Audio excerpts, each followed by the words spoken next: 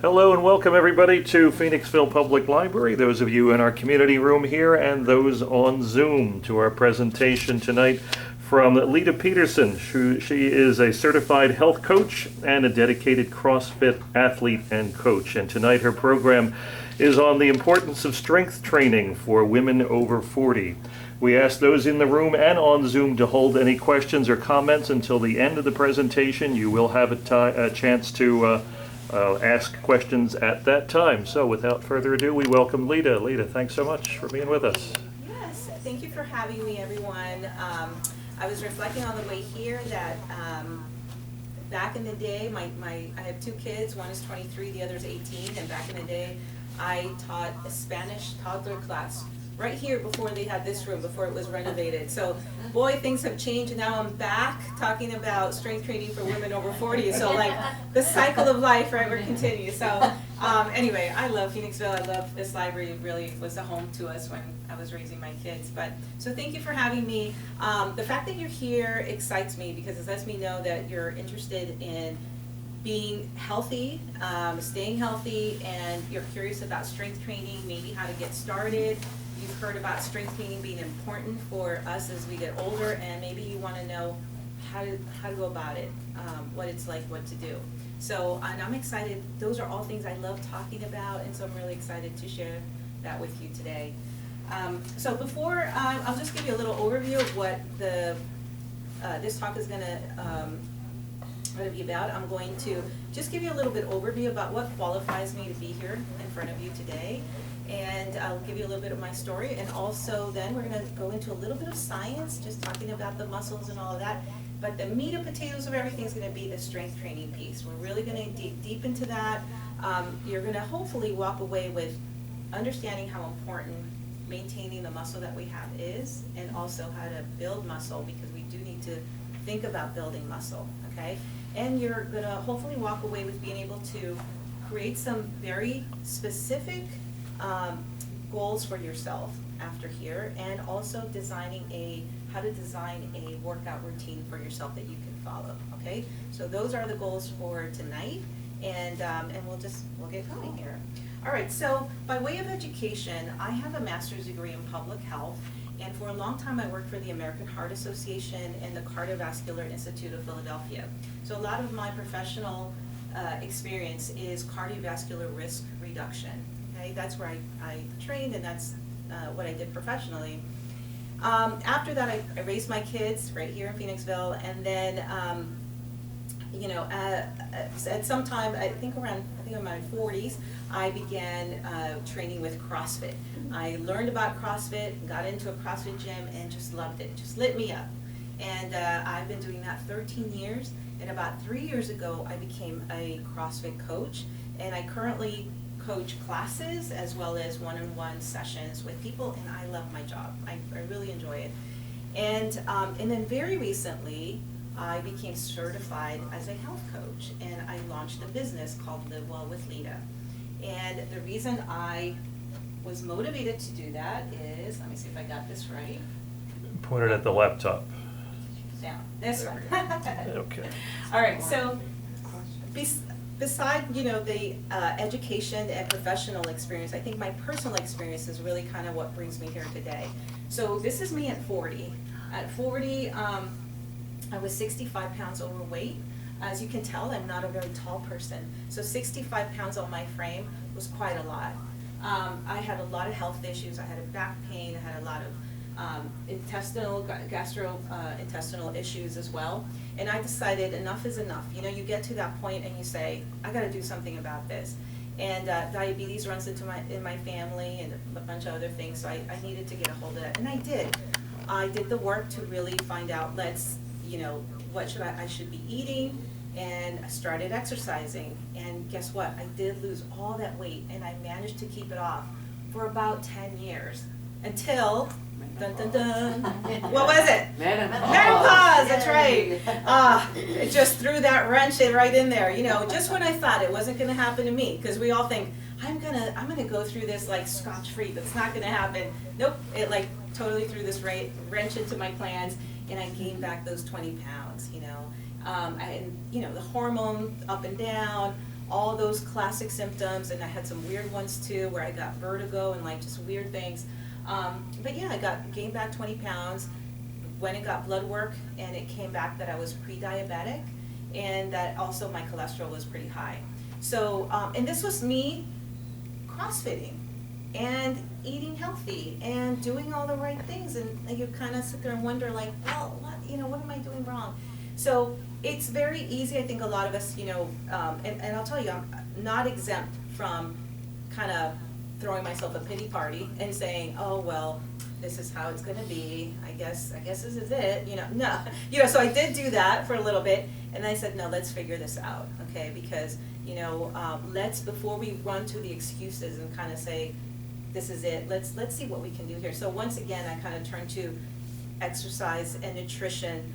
Nutrition, I will say, is the bigger driver for a lot of us, right? So really it's that nutrition piece. And I was able to lose that 20 pounds, and I just had blood work this last week, and my cholesterol is in the 170s, which is really good, and I'm no longer pre-diabetic, not even close, all right? So I'm very happy to report that I was able to do that. So I think that experience is what I think I want to share with you. I've been in that tough spot, with being overweight and all of that, and now I'm here, and I've learned a lot along the way, and I'm really happy to be able to share that with you. All right, so because of that, I launched my business. It's called Live Well with Leda, and it's health coaching. So what health coaching is really me coming alongside you to really help and guide you and hold you accountable to your own health goals, okay? And so, full disclosure, I currently am working with a nutrition coach. I know a lot about nutrition, I know a lot about health, but guess what? I need accountability too. I need somebody that I can bounce off ideas, and like even today, again, being honest, I was a little nervous to be here today. It's not often that I speak in front of groups, and I said to her, boy, I've been snacking a lot today because out of nerves. I need new coping skills. But it's nice to have that. And so I want to be that for other people as well. So I started my business with that in mind. All right, so enough about me, enough about that background. Now we're going to get to a little bit of science, okay? So we're going to talk about the 3 types of muscles that we have in our body. The first kind is a cardiac muscle. This is involuntary muscle that deals with all the functions of the heart. All right, the second is that smooth muscle, again, involuntary muscle that deals with all things related to our internal organs. The last type is the skeletal muscle, and that's basically everything else. And these are all the things that skeletal muscle is responsible for. It's responsible for mobility, stability, bone joint protection, hormone regulation, temperature regulation, and protein storage, okay? It does a lot.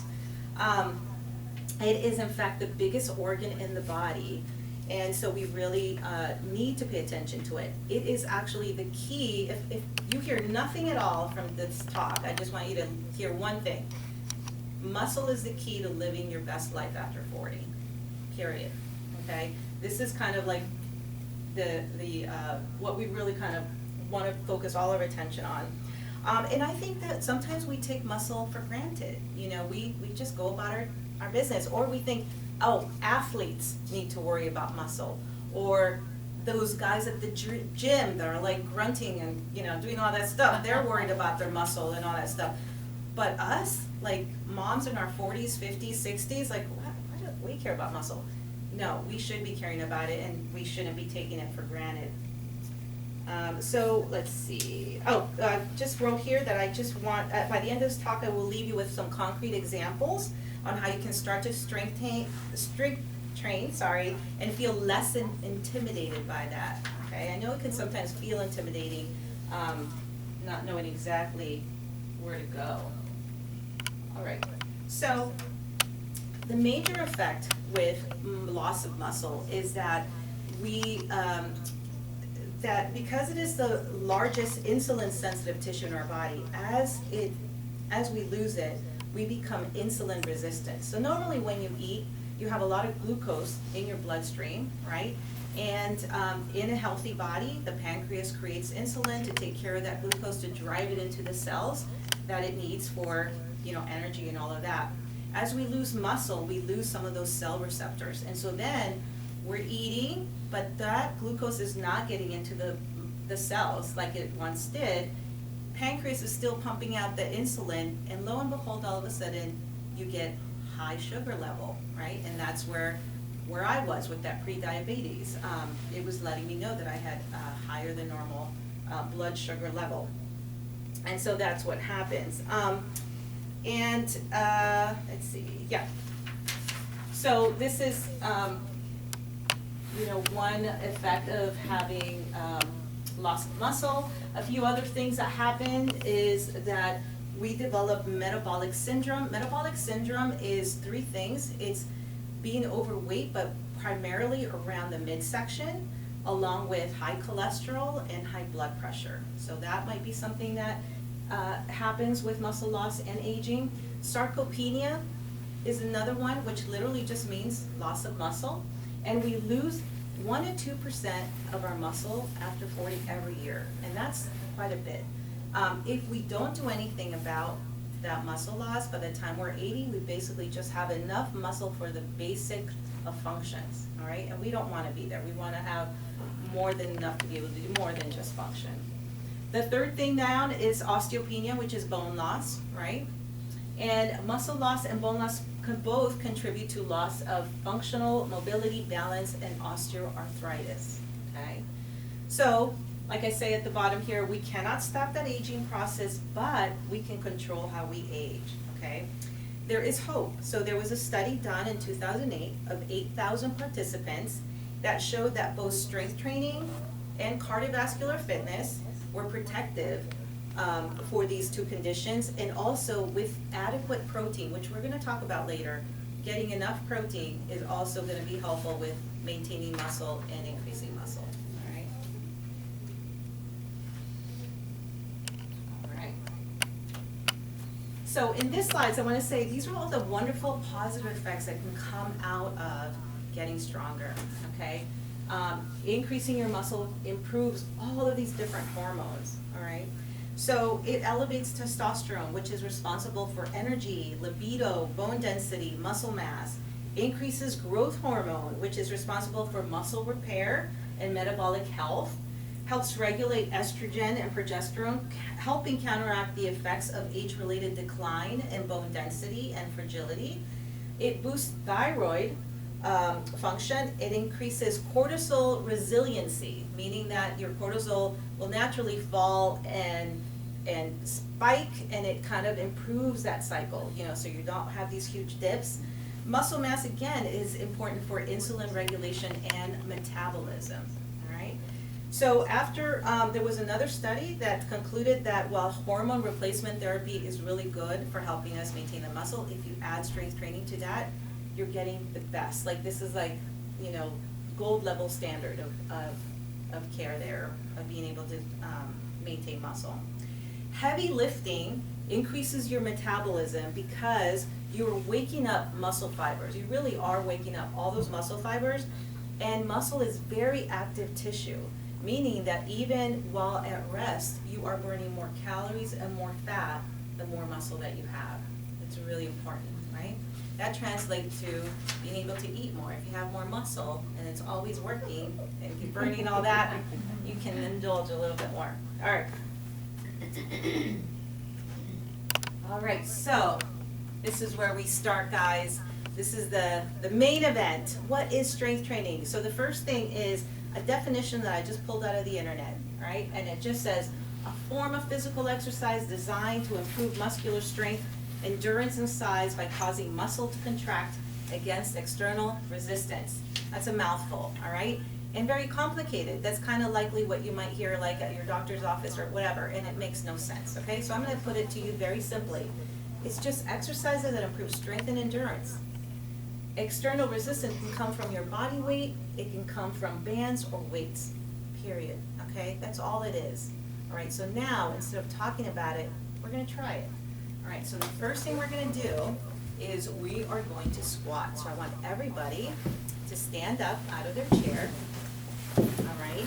And we're going to, in a squat, what we want to do is take our heels underneath our shoulders, okay? So if you have wide shoulders, you're going to have to widen out.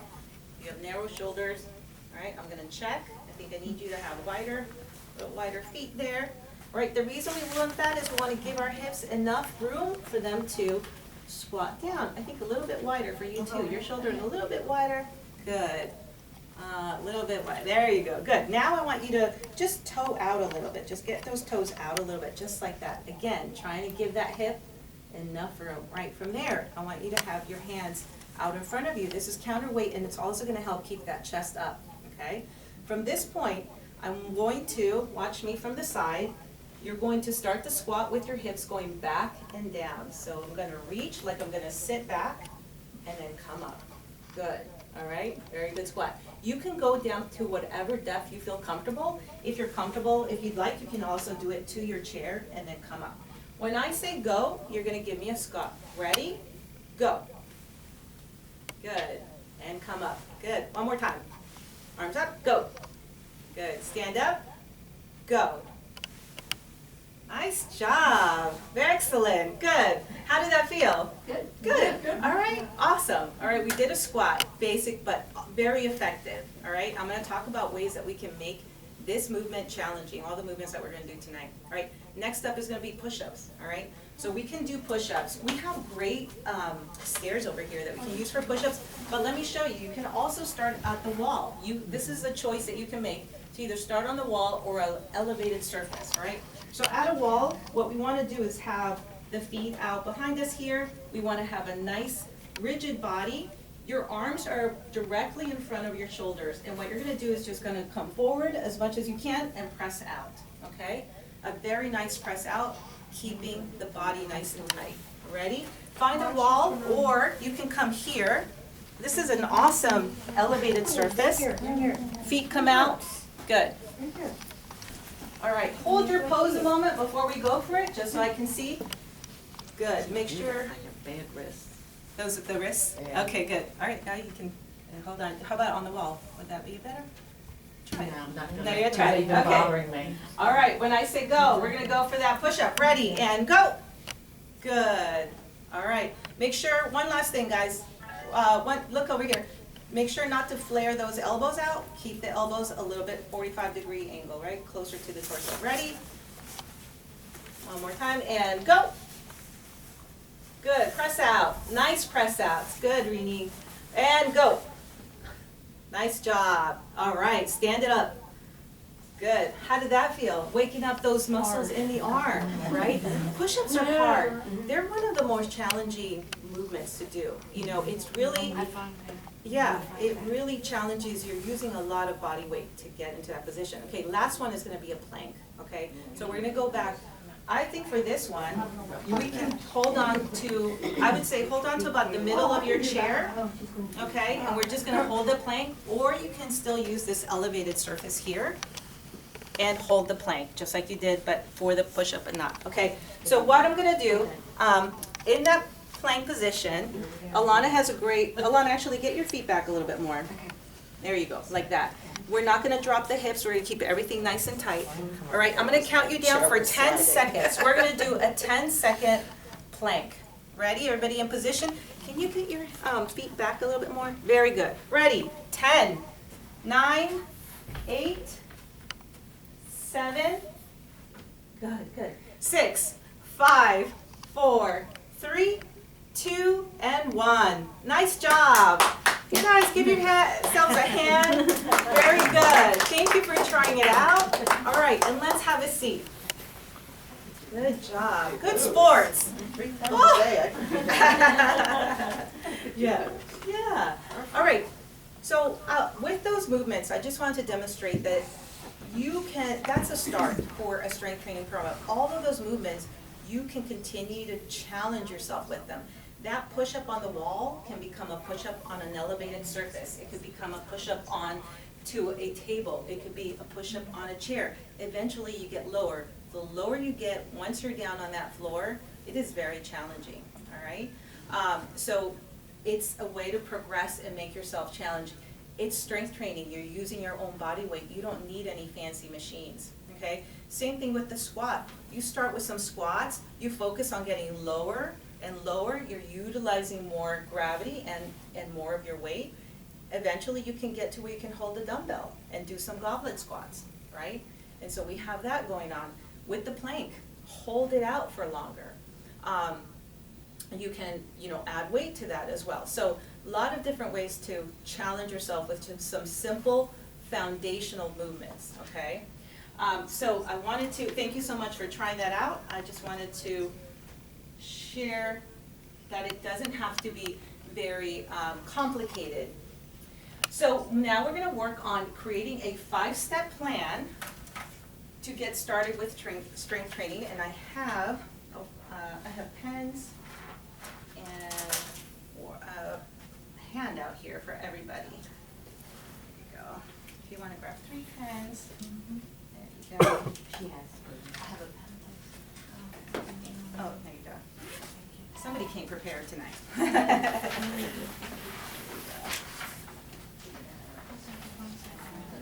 Thank you.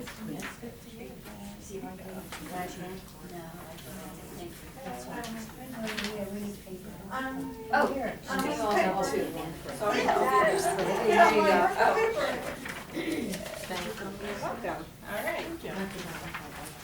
All right, so the 5-step plan starts with first consulting your doctor. If you're dealing with any sort of chronic condition, diabetes, chronic high blood pressure, cholesterol, these are things you want to definitely talk to your doctor about. Say, hey, I'm thinking about starting strength training. What do you think?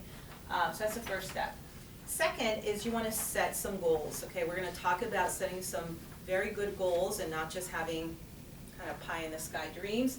And then 3, we're going to choose our equipment. What are you working with? Are you going to be doing this at home? Maybe we're just working with body weight, okay? Or do we have bands? Do we have some weights? Are you a member of a gym? All right, so these are all things we want to consider. 4, we're going to create a workout routine. And then 5, we're going to talk about tracking and measuring our progress. So that's really important too, okay? All right, so the first thing is we're going to create some SMART goals. So SMART, you might have heard this before. SMART stands for specific, it's a little bit blurry here. Specific, measurable, achievable, realistic, and timely or time-bound is another way to say that. So one example of a goal would be to say, I'm going to walk every day, right? And we kind of say that. But a better goal would be to say, I'm going to take a 15-minute walk on my lunch break, a 15-minute walk after dinner, and I'm going to do that for a month. All right, you see how that's better? We can measure 15 minutes. We can measure a month. It's very specific. It's time-bound, right? So it meets all of these things. A couple questions to ask. Is it achievable? Because maybe you have a goal like that and you have to ask yourself, can I really do this? Maybe your job doesn't like you going out for a walk. It doesn't allow you to walk for that 15 minutes. You think you're going to do it, but then you don't have a defined lunch break, right? So you need to think, is this achievable? You don't want to set up a goal where you're already going to fail, right? Then, is it realistic? Is a month realistic? Do you have to go on vacation 2 weeks in? And then where's your goal go, right? So thinking about that and making sure that you have some SMART goals set up is important.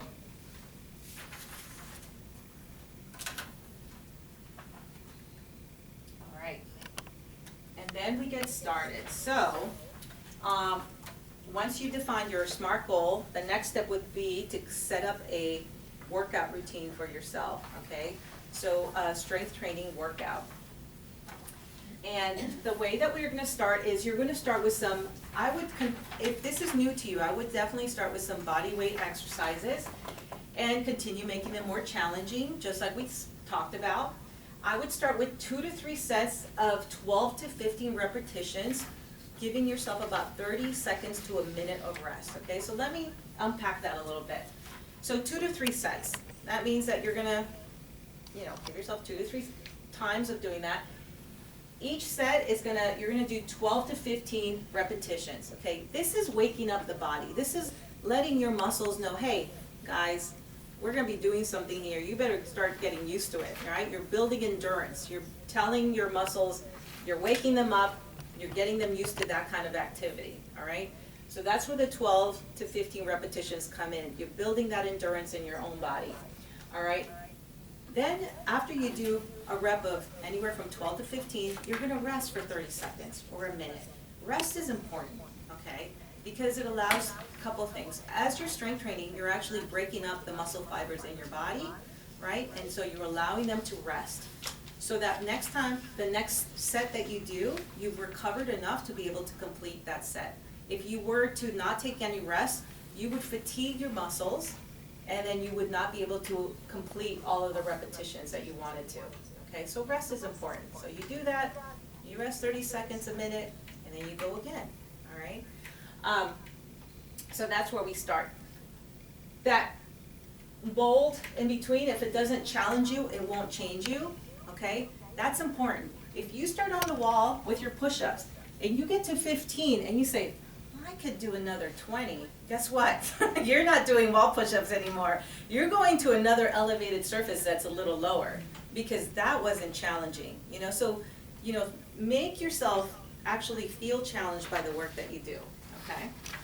Then we're gonna focus on form, and don't be afraid. So we have YouTube videos that you can plug in literally any movement and say, you know, show me good form for, you know, a squat, a plank, whatever. You can do that. If you're a member of a gym, I know that they have staff that you can go and ask, hey, you know, can you look at my form? Can you check me out?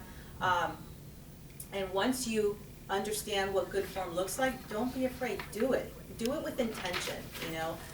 Think about where you should be feeling that. You know, if you are doing squats and you're feeling it in your back, that's letting you know you're not doing it right, because you should not be feeling it in your back. You should be feeling it in your legs, right, and your behind. So focus on that.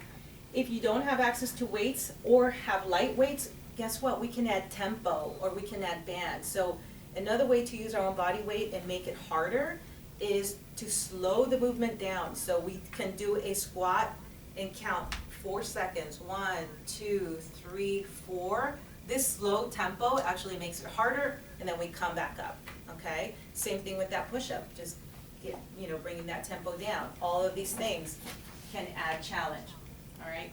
When we get to growing our muscles, so we're beyond endurance. We've already kind of woken up those muscle fibers, got them going.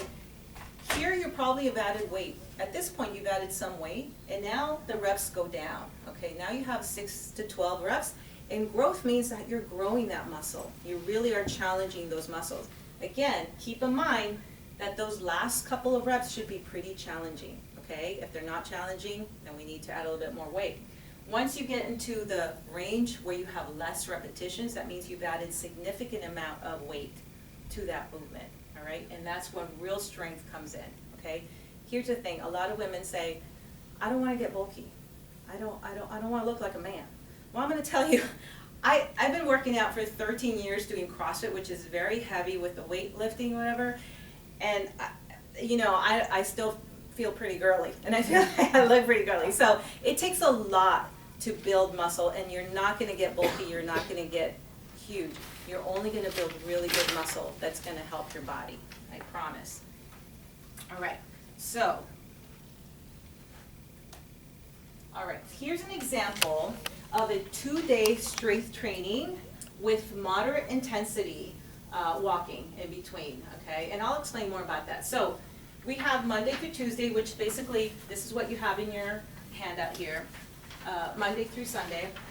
And I'm going to pick 2 days. I'm going to pick Tuesday and Thursday to do my strength training. And on Tuesdays, I'm going to focus on some lower body exercises. And on Thursdays, I'm going to focus on upper body exercises, okay? I've listed a few here: squats, deadlifts, lunges, and step-ups, okay? So these are also what is known as functional movements, right? We're always squatting. This is why I introduced you, because we're always sitting, right? We're always doing some form of squat. We're always deadlifting, whether you know it or not. You're picking up groceries, you're picking up dog food, you're picking up all those things. We're doing that. Lunges, right? We're going up our steps, right? Coming down. Same with step-ups. So I like to add also something for the core. Some sit-ups. That's why we did a plank, right? I like to kind of do something that focuses on the core. Upper body exercises could be push-ups, Overhead presses, you're going on a trip, you gotta put that luggage overhead, right? We gotta get that press in. Tricep extensions, we don't like this bat wing, we need to press that out, right? Nobody likes that. And then we have rows, right? Getting that upper body, right? Rows. And I added a plank. Listen, if you say, I don't wanna do, I wanna do a mix of both, I don't wanna do lower body, I don't wanna do, go ahead. You can do push-ups and overhead presses with the lunges and the step-ups, or you can do, whatever. The main thing is you can't mess this up. You cannot mess this up. The main thing I want you to do is to dedicate 2 days to strength training. That's it. However you're gonna do it, however you're gonna combine the exercises, it's gonna be okay, as long as you're doing the work. You see what I'm saying? Like, you're not gonna mess it up. All right, let's talk about what moderate intensity means. Okay, so the American Heart Association recommends 150 minutes of moderate intensity a week. That boils down to 5 days of 30 minutes of some sort of activity that kind of gets your heart rate going, okay? Examples of moderate activity, according to the American Heart Association, are brisk walking, meaning that you can hold a conversation, but your sentences are short. All right, you're not able to sing, you can't do that, but you can talk to a friend, you can chit chat, whatever, but you're feeling your breath, go get up there. Other examples are pickleball. Any pickleballers in here, by the way? No, I have a woman who enjoys her pickleball. She may be watching. Gardening, actually, would be another moderate activity, and dancing. All right, we have another example. This is a 3-day strength training workout routine with 3 days of vigorous intensity activity. So the American Heart Association's recommendation says, just like before, either 150 minutes of moderate or 3 or 75 minutes per week of vigorous activity. All right, so here we split up with 3 days. So jogging 25 minutes for 3 days, and here on Tuesdays we have lower body strength movements, Thursday upper body, and Saturday a full body, where we pick 2 or 3 movements for the lower body and the full body, okay? Vigorous activities are not just jogging, it could be tennis, it could be jumping rope, it could be swimming laps, it could be hiking uphill, okay? So these are some, so this is where you cannot say more than a few words without pausing for breath. It's a little bit more vigorous, okay? And that's also important. It's good for your cardiovascular endurance, good for your heart, to kind of work yourself a little bit to that level, okay? Once again, you cannot mess this up. The main thing I want to stress to you today is have consistency. Whatever you're working, or whatever you're doing, continue to do that. Make it the more that you can plan it out and make it part of your routine, the better. If you have something that you enjoy, Alana does yoga. Continue to do that. Yoga is wonderful strength training. You're holding poses, and you can even ask your instructor, how can I make this a little bit more challenging, as you do that. But you also strength train, right, and do other things. Yeah. So, whatever it is that you enjoy doing, continue that, because you should also have fun. If you're not having fun, you're not going to stick with it, right? That's the main thing. You've got to have fun, enjoy it. So the best thing to do is also see if you can find some support among friends, family, whatever. It's really going to help you in the long run. All right, next one. All right, we're going to talk about tracking our progress. This is lots of ways to track our progress. Why is this important? Because you need to know, especially if you're going to be continuing that progressive overload, is what we're calling going from the higher repetitions to lower repetitions, adding weight. You need to know kind of where you started and where you can go from there. So write it down. It could be old school, pen and paper. I love it. I'm pen and paper person all the way. Now we have fancy watches. We have Apple watches that can track our steps. They can tell us about, how much standing. I like it when I get my little rings all done up. So use a wearable to help you with that. You can use an app on your phone. So many apps. A good one is measuring your waist, hips, thighs, and arms. okay, you will oftentimes will see changes there before you see it anywhere else. Muscle shrinks you. You can have two people, same weight, they look remarkably different when one is muscled and one is not. Okay, so it's really, that's a kind of a neat way to find, to look at progress. Take pictures, all right?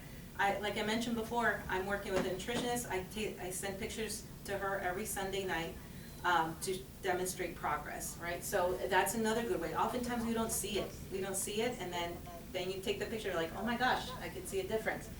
Journal, not just about physical things, but how do you feel about what you're doing? Do you enjoy it? Again, if it's not enjoyable, you're not gonna stick with it. So journal, do you like it? Do you not like it? What would you change about it?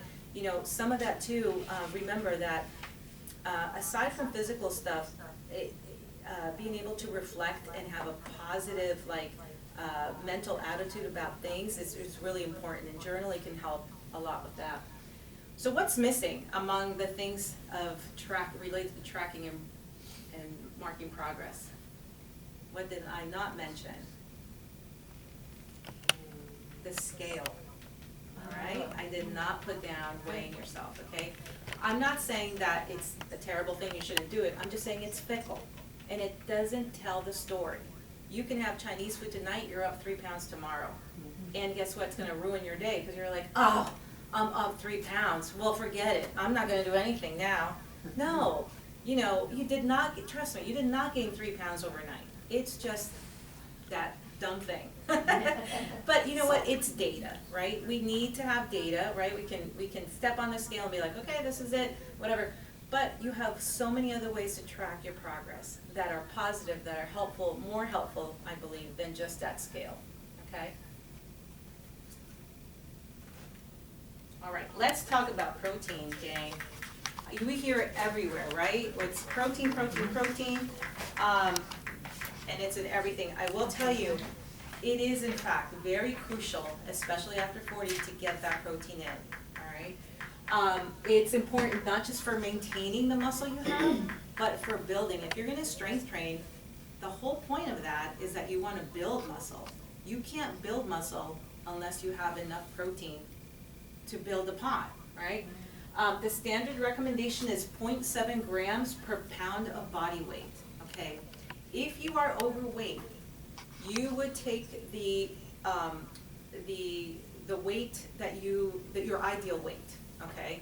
So if you're overweight by 40 pounds, you would take 40 pounds and use that as your goal.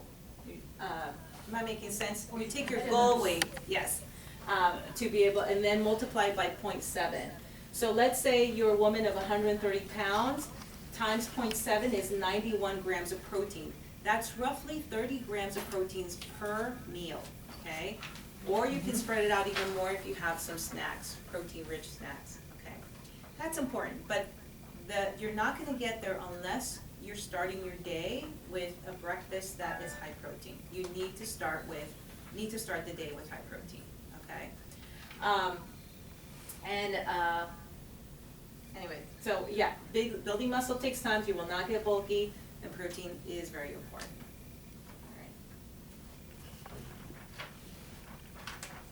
All right. One big question. My mom just asked me this question. What about motivation?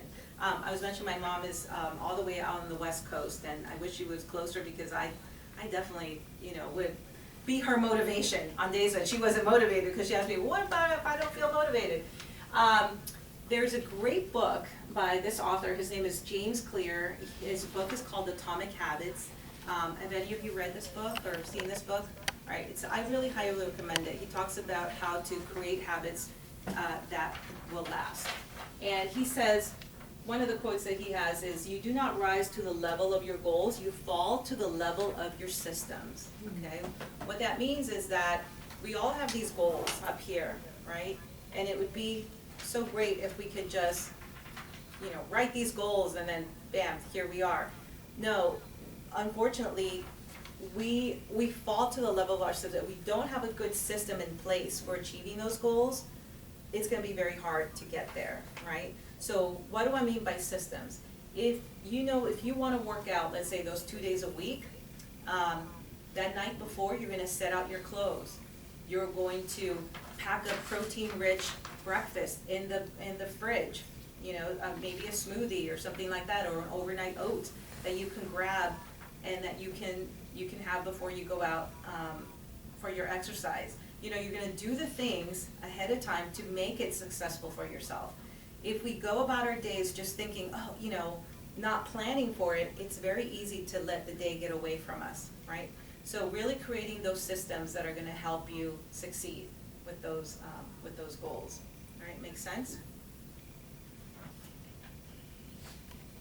All right, so what's next? So like I mentioned, I started my health coaching business. You can give me a call and I'd be happy to speak with you for 30 minutes and we could just talk further about your goals, about where you are, and you know, I can help you with getting started. But for being here today, I developed 2 different codes. One is for $50 off a 1.5 hour initial assessment and strategy session. And basically, that's sitting down with you. We're going in depth into some of your health risks and assessing where you are and giving you a plan of action that you can then go from there. And then, or $100 off 3 months of coaching. This is 12 one-hour sessions with me, unlimited texting that you can reach out to me, and check-in, support, accountability. And like I mentioned, coaches need coaches. I'm working with a nutrition coach now. I believe in accountability. I know that I am way more successful when I have somebody helping me and guiding me than I am on my own. And I'm not with my coach all the time. It's just, you know, every once in a while I need that kind of support. And I hope to be that same kind of person for you as well. I would love to work with all of you here. So anyway, that's a special code for both the YouTube audience and everybody here today. All right. So now I will open the floor to any questions you may have. Any questions? Yes.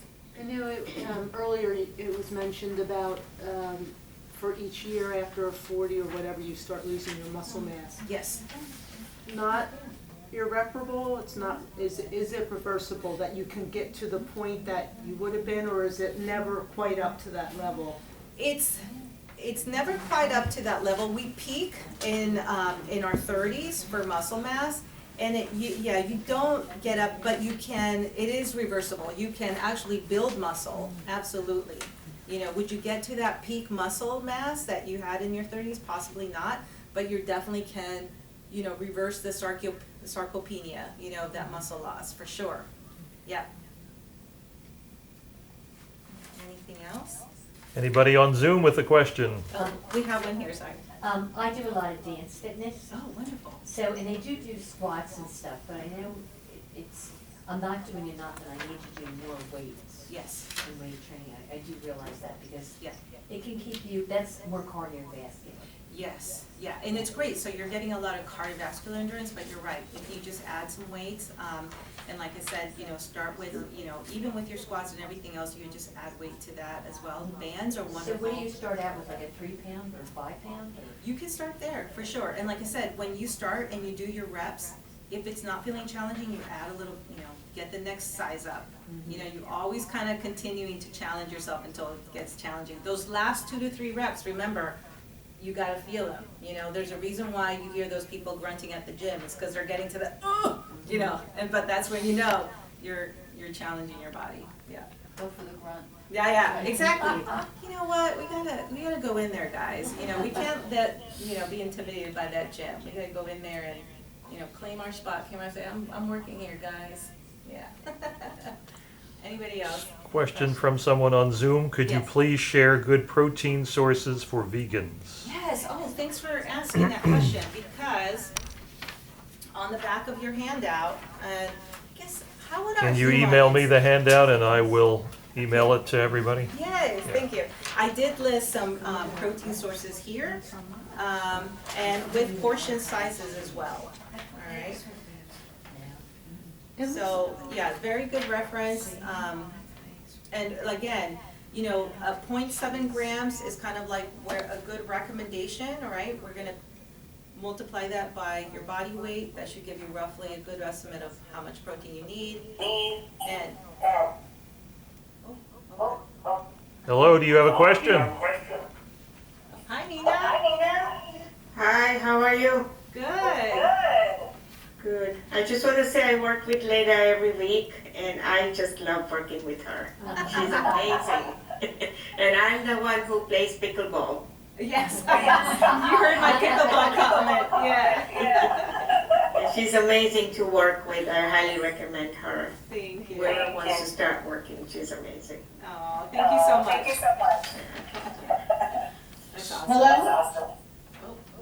Hello, another question from Zoom? What do I need to do? I do. This is Karen. Hi, Can you Karen. hear me? Yeah, we can hear you. I enjoyed your talk. And then did I hear you're gonna send out a copy of the notes? Yes. Great. I was gonna ask for that. Was the answer? Yep, the notes will be emailed, yes. Okay, and will your information be on it?